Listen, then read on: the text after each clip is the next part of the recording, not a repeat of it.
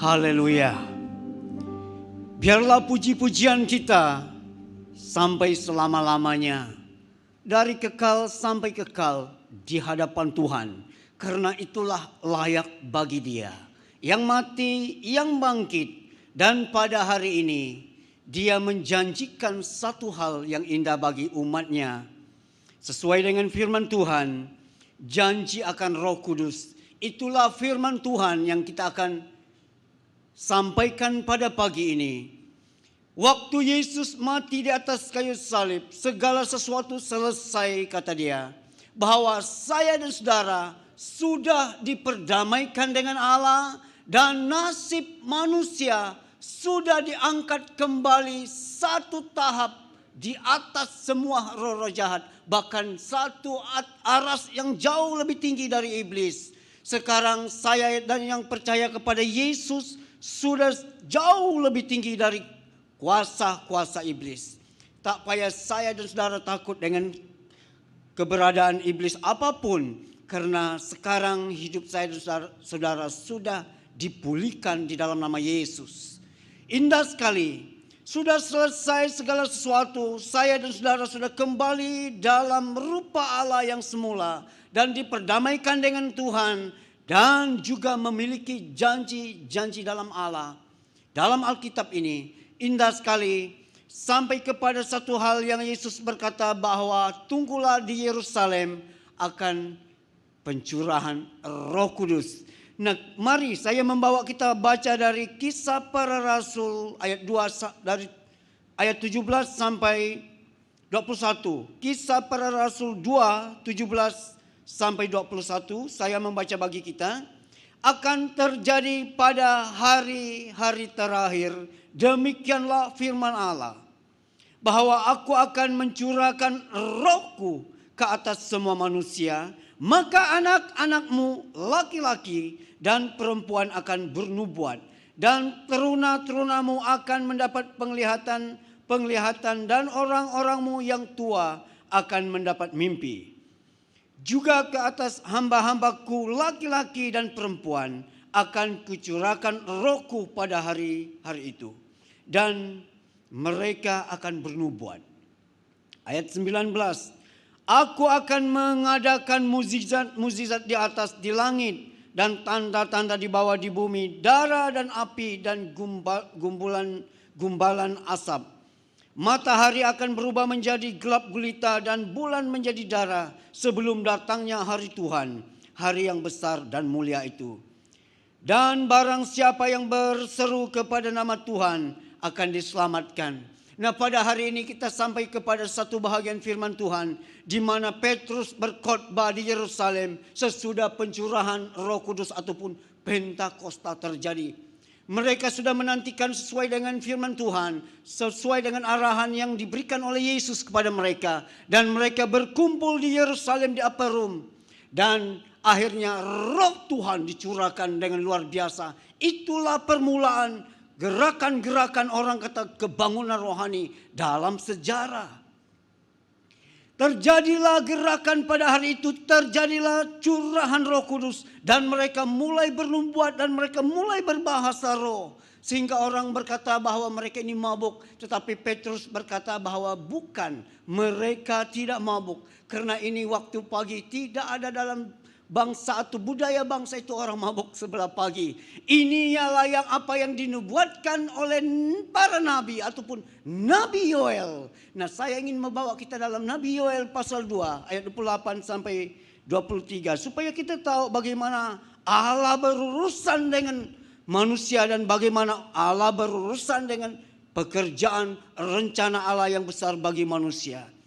Yoel 2:28 ayat 32. Kemudian daripada itu akan terjadi bahwa aku akan mencurahkan Rohku ke atas semua manusia. Maka anak-anakmu laki-laki dan perempuan akan bernubuat. Orang-orangmu yang tua akan mendapat mimpi. Teruna-terunamu akan mendapat penglihatan-penglihatan. Juga ke atas hamba-hambamu laki-laki dan perempuan akan kucurahkan rohku pada hari itu. Ini adalah satu berita tentang harapan bagi bangsa Israel. Kalau kita lihat ayat-ayat sebelum ayat ini, dia berkata bahwa bangsa ini akan begini dan ada harapan yang besar bagi negeri Israel. Dan tidak akan pernah terbit atau tenggelam matahari bagi bangsa itu.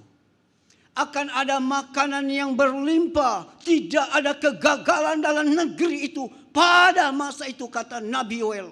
Dan mereka terus bangun mendengar bahwa bagi bangsa Israel akan ada harapan pada suatu masa yang akan datang. Nah, sampailah kepada masa Yesus dan dia mati dan dibangkitkan. Dia beritahu bahwa tunggu di Yerusalem.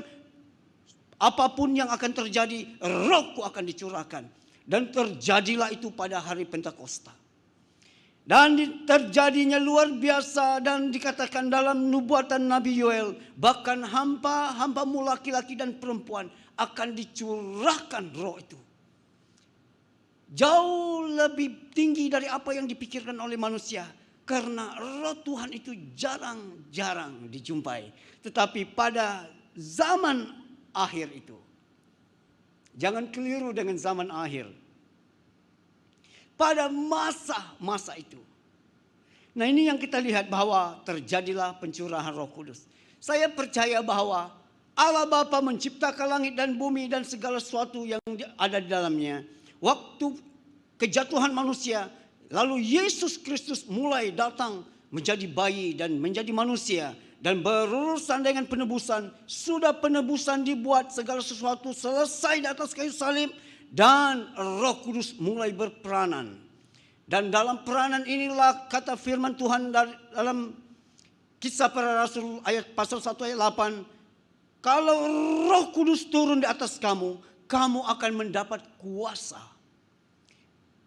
Kamu akan menjadi saksiku di Yerusalem, Yudea, Samaria dan sampai ke ujung bumi.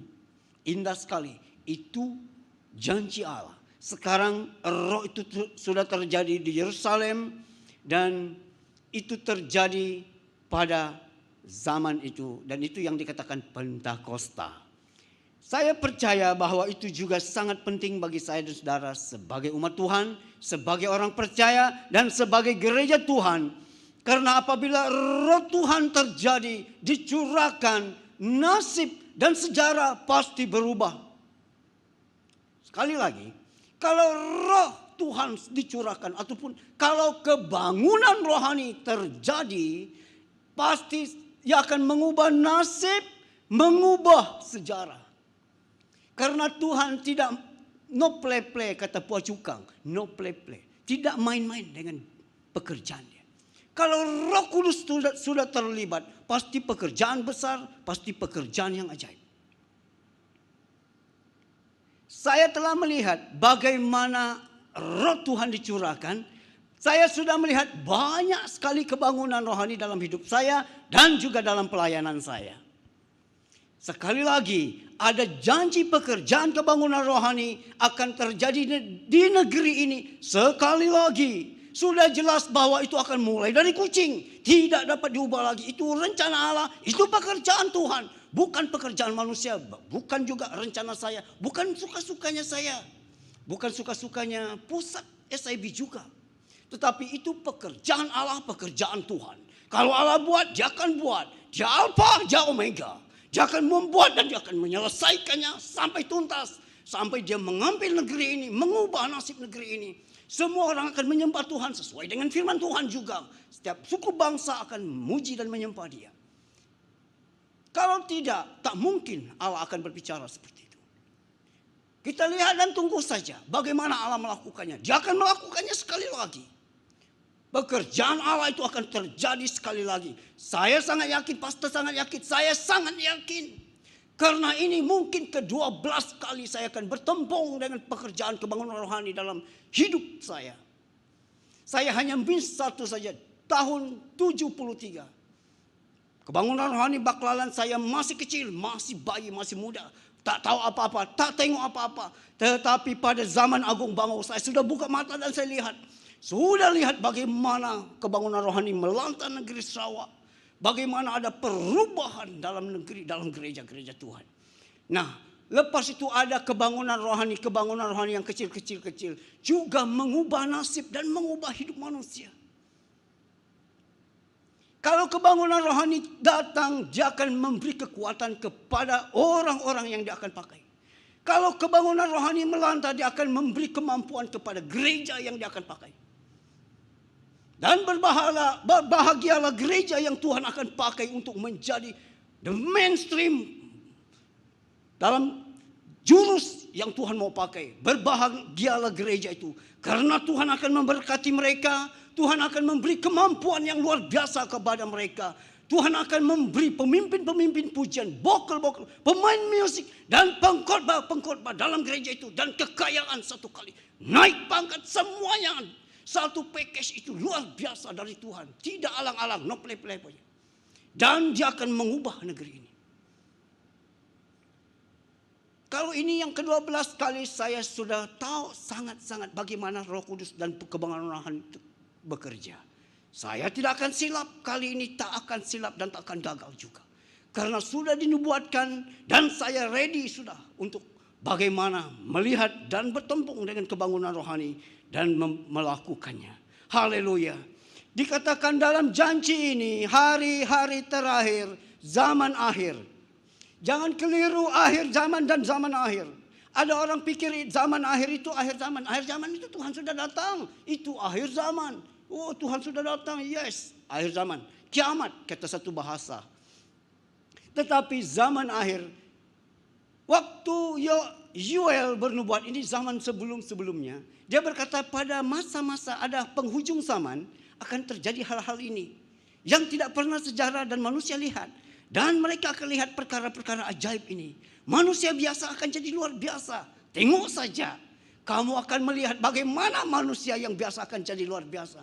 Banyak orang yang tidak pernah pergi sekolah, tidak pernah pergi kelas akan berbahasa Inggris. Luar biasa. Bahasa Inggrisnya cukup dalam dan cukup luar biasa.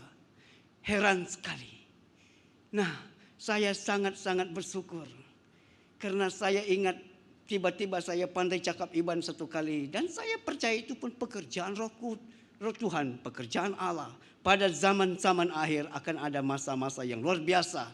Dan inilah waktunya. Sekali lagi Allah akan datang. Nah, zaman akhir, hari-hari terakhir akan ada pekerjaan ini. Janji-janji ini diberikan kepada kita. Sekarang ada orang yang dipakai Tuhan. Datang untuk mengucapkannya kembali. Berarti bahwa waktunya sudah dekat. Saya dan saudara harus ready sekarang. Siap bagaimana dipakai Tuhan. Dalam perkara-perkara yang ajaib dan luar biasa. Biarlah kali ini pekerjaan Allah itu lebih dahsyat sesuai dengan nubuatan pada masa yang lalu. Bahwa kebangunan rohani ini lebih luar biasa, lebih dahsyat. Saya mau bahwa bayangan kita kena orang sakit dan orang sakit sembuh. Saya mau yang seperti itu. Karena saya lihat ada kebangunan rohani di mana 500 orang rebah satu kali. Luar biasa, memang ajaib. Tetapi kita percaya bahwa kebangunan rohani yang kemudian ini akan lebih ajaib dari itu. Itu sudah dalam nubuatan, itu sudah dalam apa yang orang katakan sebelum kita. Luar biasa Allah ini. Dan dia tidak pernah gagal. Sekali lagi Allah tidak pernah gagal. Satu kali dia berbicara, tidak pernah dia tarik balik dan tidak pernah firman-Nya gagal. Saya sudah lihat itu juga. Walaupun sangat mustahil bagi mata, bagi pikiran, tetapi Allah tidak pernah gagal. Tuhan tak pernah gagal. Satu kali dia berbicara melalui hambanya, melalui orang-orang yang dia sudah panggil, dia pilih, dan tidak pernah gagal. Dan itu terjadi pada hari-hari terakhir pada hari kita. Nah, dikatakan di sini Roh Kudus dicurahkan atas semua orang. Ini bagus sekali. Tidak pilih siapa kita dan tidak pilih siapa kamu. Semuanya akan dicurahkan kepada kita. Sekarang waktunya kita hanya percaya saja. Orang yang akan betul-betul masuk dalam pekerjaan kebangunan rohani. Orang yang sudah ready. Satu, ready. Bahasa ready. Cukup sedia. Kedua, orang yang sangat rindu kebangunan rohani itu datang. Saya beritahu, sebelum kebangunan rohani ini terjadi, 1, 2, 3 bulan sebelum itu orang yang sudah mau dipakai Tuhan, mereka akan melihat langit terbukalah, hujan turun tidak tentu pasal ada, melihat malaikatlah, tidak tidurlah. Dan itu bukan 1, 2 orang, banyak orang. Dan mereka akan datang di gereja, mereka akan datang berdoa tengah malam kah, pukul 1 pagi kah, pukul 2 pagi kah. Mereka akan datang dan 1, 2, 3 bulan kemudian akan terjadilah gerakan Allah yang luar biasa. Ini terjadi banyak kali saya melihat kebangunan rohani. Inilah pattern yang terjadi. Manusia-manusia yang sudah rindu sekali dengan pekerjaan Tuhan, dia akan mulai melihat 1, 2, 3 bulan sebelum kebangunan rohani dia sudah mulai lihat. Indah sekali, indah sekali. Saya mulai excited. Kalau saya mulai excited berarti pekerjaan itu sudah sangat dekat. Kebangunan rohani itu sudah sangat dekat. Oke? Nah yang seterusnya Tuhan sendiri akan mengadakan banyak-banyak mukjizat di langit, di bumi. Dia akan melakukan banyak mukjizat. Dan ini terjadi pada masa-masa sekarang ini. Tuhan melakukan banyak-banyak mukjizat. Dan yang terakhir di sini, orang yang berseru kepada nama Tuhan diselamatkan. Saya sangat percaya.